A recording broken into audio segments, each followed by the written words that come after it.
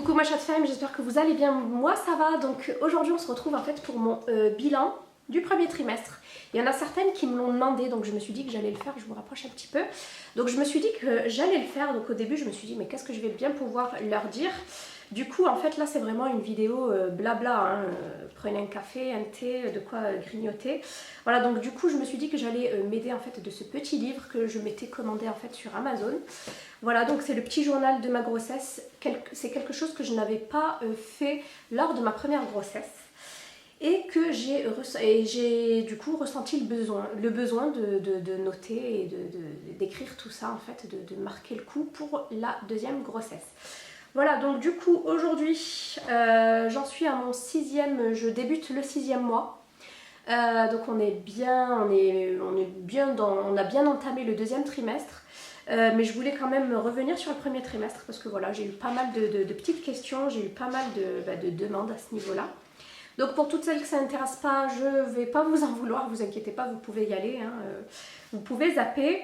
Donc mon premier mois de grossesse, donc moi j'ai su ma grossesse encore une fois, pas le jour même de l'anniversaire de mon mari, mais le jour où on l'a fêté. Parce que je crois que son anniversaire tombait un week-end où je travaillais, du coup on n'a pas pu marquer le coup. Je crois que c'était un samedi, si je dis pas de bêtises, et moi en fait je lui ai préparé une petite fête entre nous, hein, avec mon fils, avec notre fils, le mardi, parce que moi je travaille toujours, je fais toujours un week-end de 3 jours et je fais samedi, dimanche, lundi. Donc du coup mardi j'avais précommandé son gâteau. On avait fait son gâteau. Le jour même, du coup, je suis allée lui acheter un cadeau également. Voilà. Et puis, on a fêté tout ça. Et le soir, si vous voulez, je crois que j'ai eu un retard. Mais c'est trop bizarre, en fait. Je sentais que j'étais enceinte. C'était trop bizarre parce que bien avant de le savoir, j'étais déjà super crevée. Alors que c'est pas dans ma nature. Moi, je suis quand même quelqu'un de très speed. Alors au travail, je m'endormais pendant mes pauses, hein, j'étais très fatiguée et un jour je me rappelle avoir même eu une chaleur intense, mais vraiment comme si j'avais des flammes dans la paume de mes mains. C'était trop bizarre, d'ailleurs j'en parlais à ma collègue, je disais mais c'est trop bizarre, j'ai l'impression d'avoir des boules de feu sur les mains. Bref, vraiment très spécial et je savais en mon fort intérieur que j'étais enceinte. Voilà, donc c'est quelque chose qu'on a voulu, hein, c'est une grossesse attendue. J'ai réalisé le test le jour de cette fameuse fête. Donc j'en revenais pas vraiment, j'étais super... Je le savais en mon fort intérieur, mais j'étais super heureuse voilà, de voir sur le test de grossesse que c'était positif. Et il y avait marqué 1-2 semaines, donc voilà, j'étais en pleurs et mon mari m'a dit qu'est-ce qu'il y a, je dis je lui ai annoncé, il était très heureux du coup. J'en ai parlé aussi à mon fils parce que je voulais très rapidement en fait l'inclure en fait là-dedans parce que je sais que il est très jaloux, très possessif, donc je me suis dit on va commencer dès le début. Donc au début il comprenait pas trop, mais là voilà, il a vraiment hâte, il me demande maman mais c'est quand que bébé arrive, c'est quand qu'il va naître, voilà. Donc vraiment on essaye au maximum de l'inclure, moi je lui en parle tous les jours, voilà, il parle également à mon ventre, il fait des bisous, enfin on essaye vraiment de l'inclure dans cette relation-là et de faire en sorte qu'il se sente absolument pas mis de côté, voilà. Après moi c'est que mon deuxième enfant, donc moi voilà, c'est très nouveau en fait, c'est pour ça que la grossesse n'a strictement, les deux n'ont rien à voir parce qu'au début j'ai pu profiter entre parenthèses de cette de ma première grossesse, donc lorsque j'étais enceinte de Amine, vraiment voilà, on est focalisé sur soi-même, on dort quand on veut, sauf que là c'est beaucoup plus speed lorsqu'on a déjà un enfant parce que il faut s'en occuper, il est là, le temps passe beaucoup plus vite, moi je me rends même pas compte, je me rends même pas compte que je suis déjà au 6e mois, ça passe tellement vite. Voilà, parce qu'on a un autre enfant, il faut s'en occuper et voilà, on est beaucoup plus occupé que lorsqu'on n'a pas d'enfant.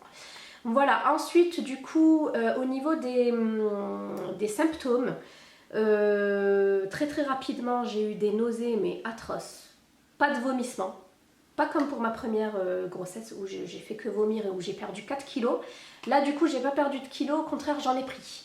Donc je vous avoue que je mangeais très mal. Le premier mois, j'ai mangé n'importe quoi. Mais que du sucré, du salé, mais que des trucs, des chips, des chocolats, des bonbons, parce que je ne pouvais rien avaler, à part ça. Du coup, ça m'a déclenché le diabète, le fameux diabète gestationnel que je n'ai pas eu lors de ma première grossesse. Du coup, là, ça fait quand même un diabète assez précoce, parce qu'en général, on le détecte lors en fait, du test au glucose là, qui se passe au 5e mois. Du coup là j'ai été prise en charge, bon après c'était pas un taux énorme, hein. Je dépassais de 0,02 g, donc c'est pas énorme, mais bon on a décidé quand même de surveiller. Donc du coup je vous renvoie à ma vidéo routine grossesse où en fait je surveille mes glycémies en pré et post-prandial, donc avant et après les repas, matin, midi et soir. Voilà, donc maintenant comme du coup ça s'est stabilisé assez rapidement, ça s'est stabilisé je crois au 3e mois. Ouais, du coup je suis stable au niveau des glycémies. Après il faut dire que c'est juste parce que j'avais ces satanées nausées qui ont duré heureusement que 3 mois. Du coup après j'ai pu reprendre une alimentation, j'ai été obligée de reprendre une alimentation équilibrée, voilà, le plus rapidement possible et heureusement. Et du coup je suis stable depuis le 3e mois. Ouais, depuis mon 3e mois, donc je suis stabilisée. Donc pas d'insuline, juste une surveillance.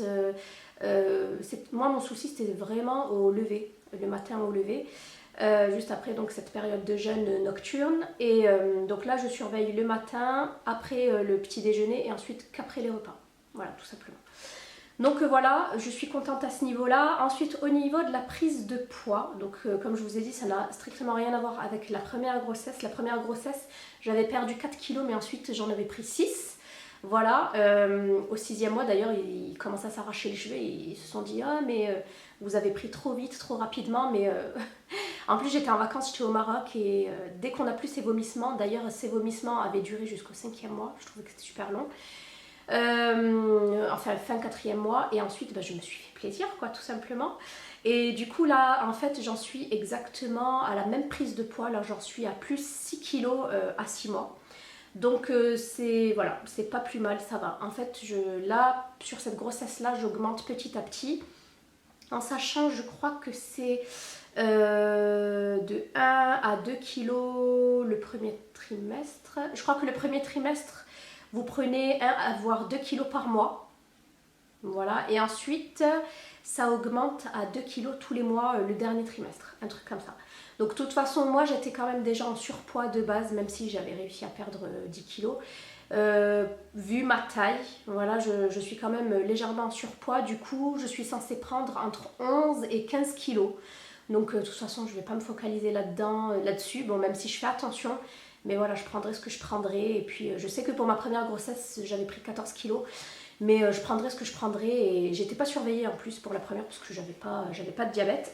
Mais prendrai ce que je prendrai. Bon, bien évidemment, je souhaite ne pas dépasser les 20 kilos, hein, parce qu'après c'est plus difficile à s'en débarrasser, mais je m'inquiète pas pour ça, parce que je suis quand même active. Je fais attention à ce que je mange, je fais quand même de temps en temps du yoga, je marche beaucoup. Le travail fait que je piétine énormément également, je fais toujours entre 5 et 7 000 pas par jour. Donc voilà pour ça, pour la question du poids. Ensuite j'ai eu les questions de qu'est-ce qui est interdit, qu'est-ce qu'il ne faut pas manger en fait lorsqu'on est enceinte, parce qu'il y en a beaucoup qui ne savent pas ce qu'elles ont le droit de manger et de ne pas manger. Donc vu que moi c'est ma 2e grossesse, c'est beaucoup plus simple pour moi de savoir, même si je vous avoue qu'en 4 ans et demi, il y a quand même des restrictions qui se sont rajoutées. Tout ce qui est vitamine A, tout ce qui est foie, voilà, tout ce qui est fromage non pasteurisé, sachez que le fromage qui est pasteurisé, vous y avez droit. En fait, il faut juste que le lait soit chauffé, voilà, pour pas qu'il y ait de microbes. Si vous êtes bien sûr, si vous êtes négatif à la toxo comme moi, il faut faire attention jusqu'à la fin de votre grossesse, hein. Voilà, donc qu'est-ce que je voulais dire, donc en fait parce que tout simplement on n'est pas immunisé, bien laver ses fruits et légumes. Moi en général je les épluche tant que je peux, sinon je les rince super bien. Des fois je mets du vinaigre, ça peut toujours aider dans l'eau de rinçage des légumes. Toujours faire bien cuire tout ce qui est légumes, viande, surtout la viande. Alors si vous l'aimez saignante ou tartare, oubliez tout de suite, hein. Moi j'ai de la chance, je les aime bien à point, mais bien à point. Mon mari des fois peste, il me dit mais c'est trop cuit. Je dis mais moi je peux pas la manger si je vois juste la vue du sang, ça me dégoûte, j'ai hâte de manger. Donc là elle est vraiment bien saisie et bien à point. Voilà, c'est très important. Ensuite, il faut éviter tout ce qui est saumon fumé, parce que c'est pas cuit, c'est fumé. Tout ce qui est sushi. Après, si vous choisissez des sushis avec des garnitures cuites, il n'y a pas de souci. Après, je pense que vaut mieux éviter. Qu'est-ce qu'il y a à éviter également? Il y a pas mal d'huiles essentielles à éviter, surtout le premier trimestre. Pour éviter, en fait, toutes ces précautions à prendre, c'est pour éviter les malformations fétales. Voilà, pour éviter que bébé ait des malformations à la naissance. Donc voilà, après, qu'est-ce qu'il y a d'autre? Donc moi, j'ai évité en fait d'appliquer sur mon ventre et même sur mon visage tout ce qui était huiles essentielles. Mais là, à partir de 4 mois, ben, je peux les utiliser parce que en général tout ce qui est huile de grossesse et même les huiles genre Clarins, etc., Yves Rocher, à l'intérieur il y a toujours des huiles essentielles. Voilà, pour éviter les vergetures, etc.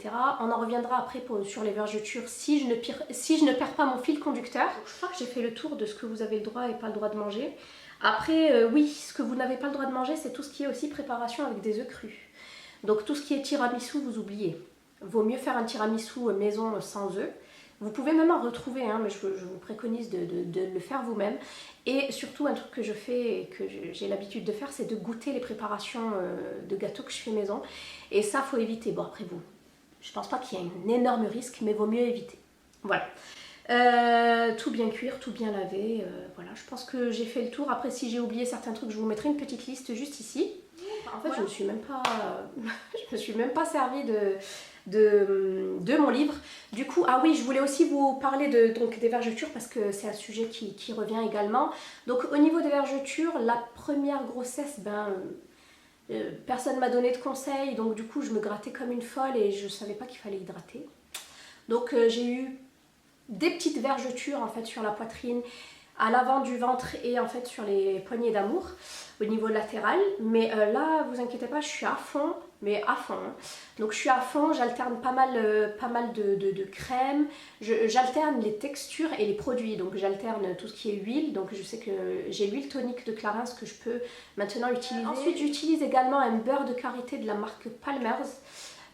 Qui est très bien, par contre l'odeur pareil, et j'utilise également un lait de chez Clarins à l'aloe vera qui est très bien aussi, mais voilà, j'alterne parce que j'ai vraiment pas envie, il faut alterner, hein, surtout lorsque vous êtes enceinte, vous avez les odeurs, vous avez en fait votre détecteur, vous avez l'odorat qui est décuplé fois 1000, en tout cas moi pour ma part, déjà à la base j'ai un odorat voilà, très affûté, mais là c'est encore pire. Donc si j'utilise les mêmes odeurs tous les jours, moi j'en ai marre. Donc du coup j'aime bien alterner les textures et les odeurs. Voilà, pour pouvoir en fait éviter au maximum ces fameuses vergetures, en sachant que moi les vergetures c'est vraiment vers la fin du 3e trimestre. Voilà, la fin de grossesse, c'est vraiment là où bébé prend le plus de poids et c'est vraiment là où ma peau n'avait pas été hydratée correctement. Et même, surtout, n'oubliez pas l'hydratation pérasse. Donc par la bouche, buvez énormément, c'est super important parce que ça permet en fait d'assouplir les tissus cutanés au maximum. Donc voilà, je crois que là, j'ai totalement fait le tour. Donc si vous avez des questions supplémentaires, n'hésitez pas à me les soumettre en commentaire. Voilà, ça m'a fait plaisir de papoter un petit peu avec vous, de vous raconter un petit peu donc cette 2e grossesse. Donc voilà, j'ai eu des nausées jusqu'au 3e mois et ensuite super, j'ai pu revivre. Je fais attention à ce que je mange. J'ai remplacé le sucre par pas mal d'édulcorants, surtout le ginkgo et la stevia. Même si la stevia a un petit arrière-goût de réglisse, mais on s'y fait. Voilà, je me fais plaisir de temps en temps parce que voilà, c'est compliqué de se restreindre et de ne pas manger parce que mon endocrino m'avait dit pas de chocolat, pas de coca zéro, non, je suis désolée, 9 mois c'est long et je ne vais pas me restreindre, voilà, donc on est humain, surtout qu'on a tous des compulsions un petit peu, des petites compulsions alimentaires. Voilà, je m'en suis rendu compte en fait depuis l'année dernière que j'avais des petites compulsions alimentaires, surtout émotionnelles liées au stress, etc. Mais ça on en parlera si vous voulez dans une autre vidéo, dans un vlog, parce que je trouve ça super intéressant. parce qu'il y a beaucoup de personnes qui ne se rendent pas compte de leur compulsion alimentaire. Et moi-même, jusqu'à très récemment, jusqu'à fin 2018, fin 2018, c'est là où je me suis vraiment rendu compte avec ma copine qu'on faisait toutes les deux des compulsions alimentaires. Voilà, donc vous privez pas, faites-vous plaisir, mais faites attention quand même, voilà. Donc moi, en gourmande qui s'assume et qui se respecte, je vais pas vous dire non, tu te tiens à ça, tu ne manges rien, tu ne dépasses pas les clous, non. En plus, de toute façon, c'est pas possible. Vous allez être frustré et ça va être catastrophique. Donc vaut mieux craquer sur des choses faites maison. Par exemple, moi c'est ce que je fais, c'est fini. Moi, il n'y a plus de bonbons, il n'y a plus de chocolat, il n'y a plus de gâteau chez moi, à part du chocolat noir. Mais ça fait un moment que je m'alimente au chocolat noir, que je mange du chocolat noir, mais vraiment un petit carré, hein, pas la tablette entière. J'ai plus de gâteaux industriels, j'ai plus de soda. Le Coca Zéro, c'est les mini canettes là qui font 15 centilitres. C'est vraiment de temps en temps. C'est-à-dire là, par exemple, j'en ai pas du tout dans le frigo. J'en bois une canette ou voire 2 par semaine. Voilà, de 15 centilitres. Voilà. Pas plus, mais vraiment, quand j'en ai envie, que je vois que je suis stressée ou que je suis pas bien. Voilà, c'est mon petit kiff. Toujours se réserver des petits kiffs parce que franchement sinon tu peux pas tenir. Et au niveau des gâteaux, si j'ai envie de me faire plaisir, je vais me faire un gâteau sans sucre pour me faire plaisir. Voilà, du coup il y a pas mal de recettes sur internet. Vous tapez recettes diabétiques et il y en a énormément. Si vous aimez quand même ce petit goût sucré, vous pouvez, si vous n'êtes pas diabétique, le remplacer par du sucre de coco, par du sirop d'agave, par du sirop d'érable. Il y a vraiment beaucoup d'alternatives au sucre industriel. Voilà, et le fait maison, franchement, je vous préconise le fait maison. Vous aurez moins de colorants, moins de conservateurs, moins éviter tous ces perturbateurs endocriniens, moins de sucre surtout, parce que moi je trouve que plus on avance et plus les produits sont bourrés de sucre et bourrés d'huile. Voilà, en sachant que le gras on en a besoin, hein, la machine, notre corps en a besoin, mais franchement faites vous-même, il n'y a rien de mieux. Il n'y a vraiment rien de mieux.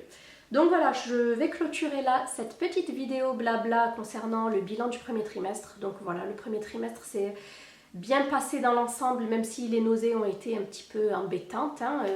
D'ailleurs, je ne me suis pas arrêtée. Mon médecin m'avait proposé de m'arrêter, mais il en était hors de question. Voilà, je ne me laisse pas faire par la grossesse, donc j'ai pu travailler. Certes, des fois, j'étais vraiment pas bien, donc je devais m'arrêter, voilà, pour reprendre mon souffle et boire un petit peu. Ce qui est bien aussi, qui m'a bien aidé, c'est les petits comprimés de Noselab ou Nosilab. C'est une nouveauté en fait que vous avez en pharmacie pour les nausées et pour le mal des transports, me semble-t-il. Et ce qui est génial, c'est que les femmes enceintes peuvent le prendre, voilà, parce qu'en sachant, lorsque vous êtes enceinte, vous n'avez droit à rien à part le paracétamol. Hein.